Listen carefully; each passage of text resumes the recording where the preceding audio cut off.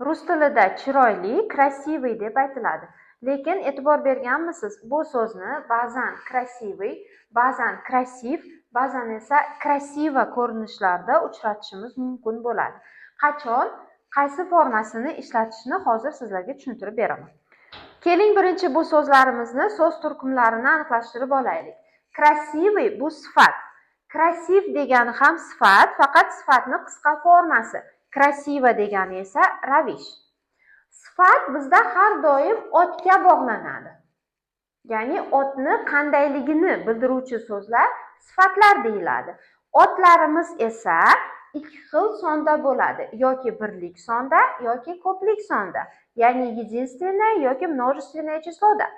Yana biz shuni bilamizki, единственное числодagi otlar albatta rodga ega bo'ladi. Ya'ni agar so'zimiz birlik sonda bo'lsa, demak u aniq yoki мужской rodga, yoki женский rodga, yoki средний rodga tegishli bo'ladi. Ko'plik sondagi, ya'ni множественное числодagi otlarimizda esa rod tushunchasi mavjud emas. Uni grammatik jihati просто множественное число bo'ladi. Endi mana shu 4 ta grammatik jihatdagi otlarga biriktirilgan sifatlarni ko'rib chiqamiz. Agar sifatimiz мужской roddagi otga bog'lansa, какой so'rog'iga javob beradi. Hamda oy, iy yoki i qo'shimchalaridan birini oladi. Agar sifatimiz женский roddagi otga bog'lansa, какая so'rog'iga javob beradi va aya yoki yaya qo'shimchalaridan birini oladi.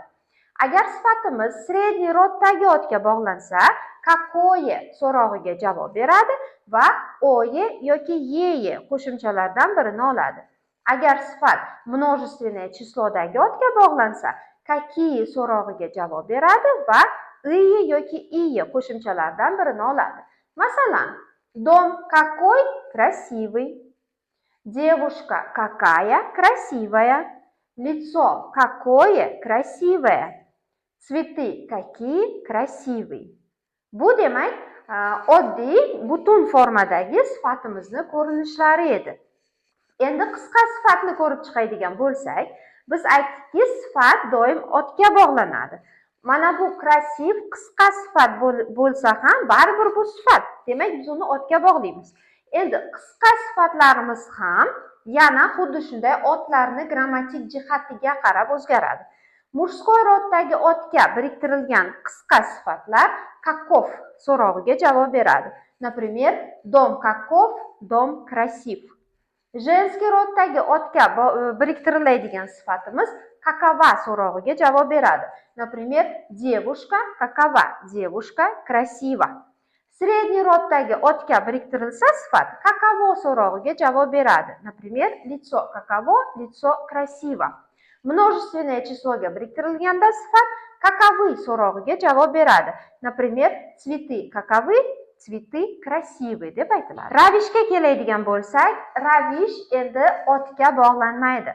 Ravish harakatni bildiruvchi so'zga, ya'ni fe'lga bog'liq bo'ladi yoki holatga. Holat qandayligini aytadi. Bu holda agar ravish fe'lga bog'lansa, как so'rog'iga javob beradi. Например, он как пишет? Он пишет красиво. Agar holatga bog'lansa, unda каково so'rog'iga javob beradi. Например, в парке каково? В парке красиво. Sifatlarni va ravishlarni ishlatishda xato qilmasligingiz uchun ularni qaysi holatda, qaysi savolga javob berishligini aniq eslab qoling.